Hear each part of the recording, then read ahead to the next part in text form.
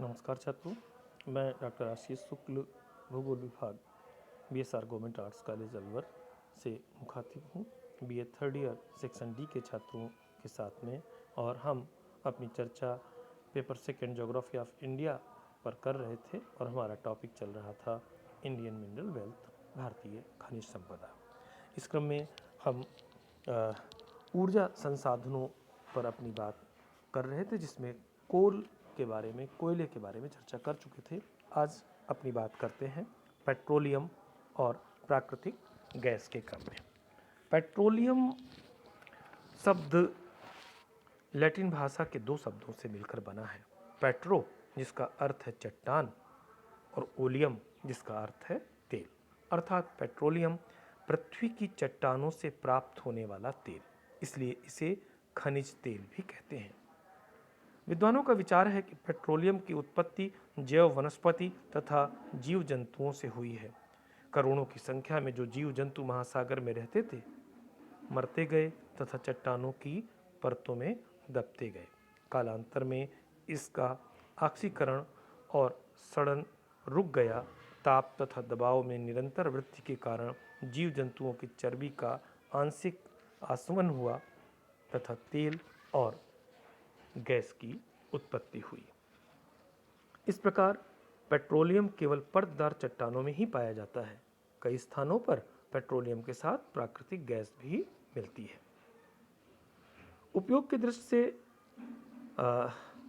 आज के युग में पेट्रोलियम की खपत में उल्लेखनीय वृद्धि हुई है, क्योंकि इसका प्रयोग मोटर कार, वायुयान, ट्रक से लेकर के अधिकांश रेल इंजन, जलयान सभी जगह हो रहा है।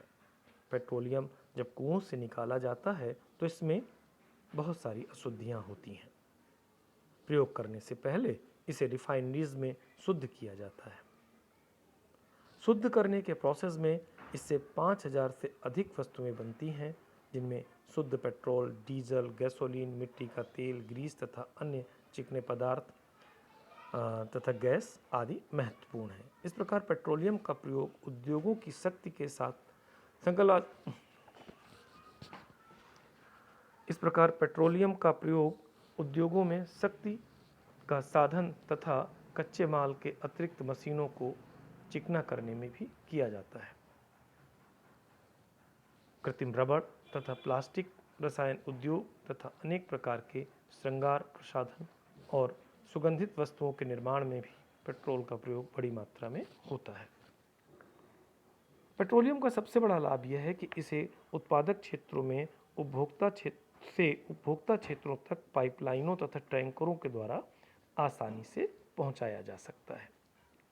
परिवहन पाइपलाइनों के माध्यम से भी आसानी से होता है। भारत में खनिज तेल की खोज 1867 में असम के माकूम क्षेत्र में हुई। खनिज तेल प्रायः अवसादी चट्टानों में पाया जाता है। भारत में खनिज तेल युक्त अवसादी चट्टानों का विस्तार लगभग 17.2 लाख वर्ग किलोमीटर क्षेत्र में है। इस क्रम में जो भारत का उत्तरी तथा तटीय मैदानी भाग विशेष रूप से उल्लेखनीय है।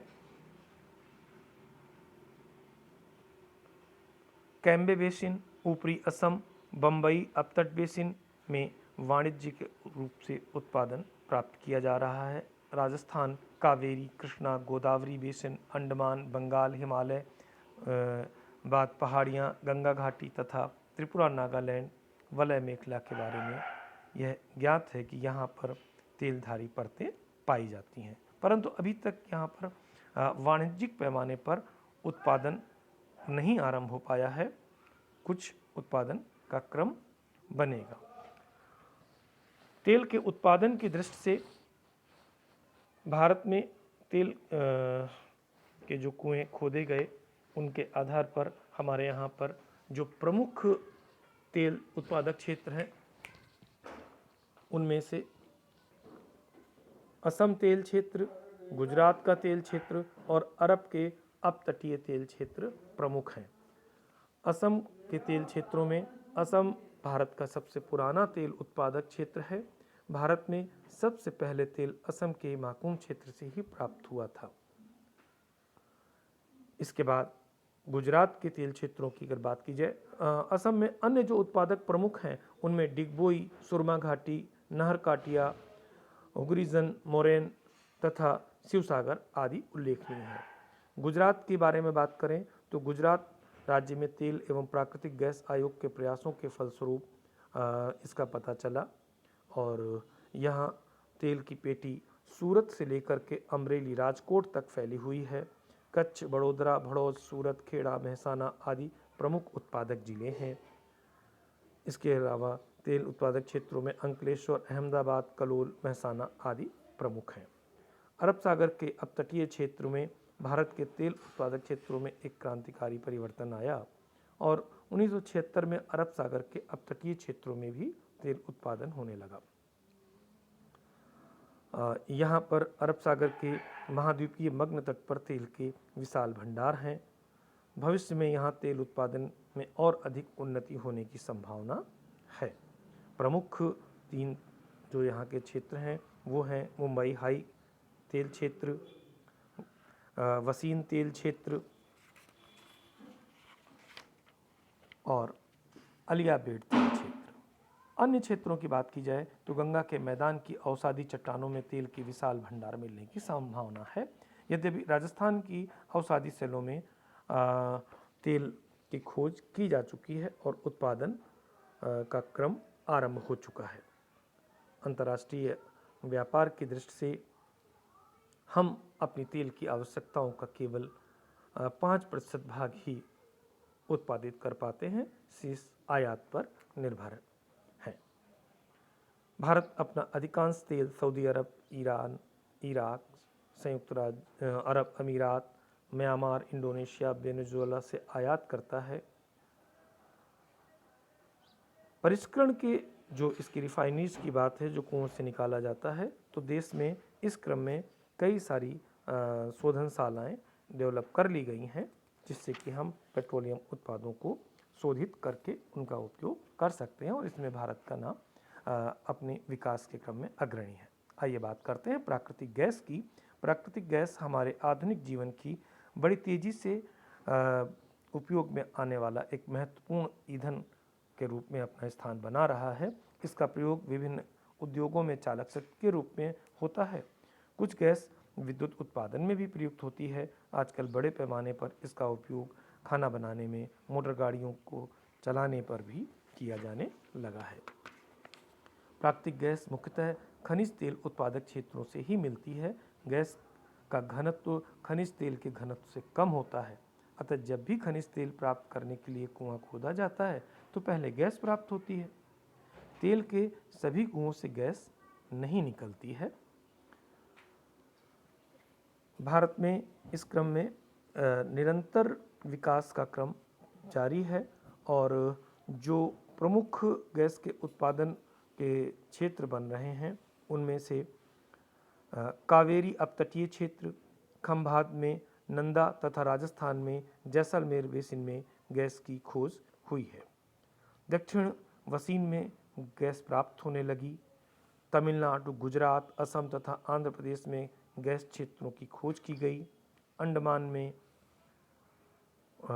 भी इसका पता चला है।